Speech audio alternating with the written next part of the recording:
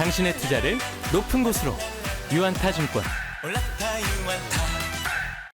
안녕하세요. 유한타증권에서 제약바이오 담당하고 있는 하현수라고 합니다. 지난해 4분기 실적 발표가 나와서 자료를 작성을 했고요. 매출액으로는 4천억, 4,200억 원 정도, 영업이익은 한 700억 원 정도 기록하면서 컨센서스나 제가 추정한 추정치보다 좀 높은 실적을 초과하는 실적을 기록했다라고 좀 봐주시면 될 것 같고, 여전히 국내에서 고지혈증 치료제인 로스젯이 좀 가파른 성장세가 지속되고 있고, MSD에 기술 이전했던 듀얼 아고니스트가 이제 메쉬 임상 2B상에 시작을 하면서 관련된 이제 마일스톤으로 184억 원이 유입된 영향으로 인해서 좋은 실적을 기록을 했다라고 보고 있습니다. 국경한미 같은 경우도 이제 중국에서 여전히 이제 브랜드 인지도가 높아진 상황에서 작년에 이제 중국에 또 폐렴이 유행을 하면서 이제 호흡기 제품들 매출이 좀 좋은 매출을 기록을 하면서 좋은 실적에 좀 기여를 했다라고 좀 판단을 하고 있고, 올해 같은 경우 이제 상반기에 1분기에 가장 좀 기대되는 모멘텀으로는 새로운 트리플 아고니스트인 이제 롱액팅 트리플 아고니스트의 임상을 이제 진행할 예정이고, 기존에 진행하고 있던 트리플 아고니스트인 FC 페그트루타이드 같은 경우는 메쉬 관련된 질환 쪽으로 조금 더 중점이 있었다면, 이번에 새로운 트리플 아고니스트 같은 경우는 비만 관련된 적응증으로 개발을 할 예정이고, 기존의 그 트리플 아고니스트 같은 경우는 랩스커버리라고 하는 이제 한미약품에 사용하던 롱액팅 기술을 사용을 했었고, 그러다 보니까 FC라는 이제 특정한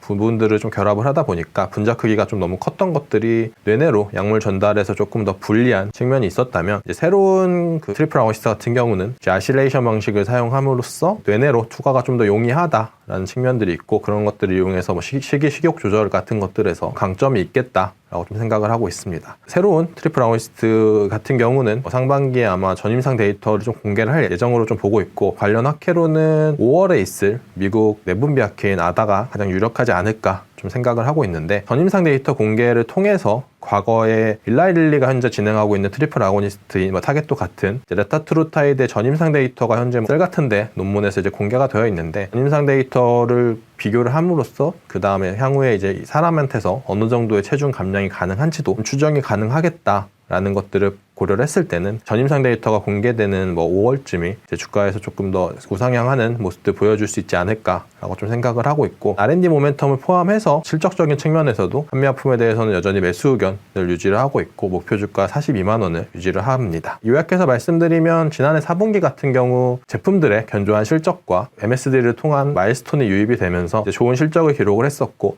올해 같은 경우도 여전히 실적적으로는 좀 우상향하는 모습들 보여주겠다라고 생각하고 있고, 올해 가장 큰 R&D 모멘텀으로는 신규 트리플 아고니스트의 임상 진입과 관련된 전임상 데이터 공개가 될 거다라고 좀 판단을 하고 있습니다. 지금까지 들어주셔서 감사합니다.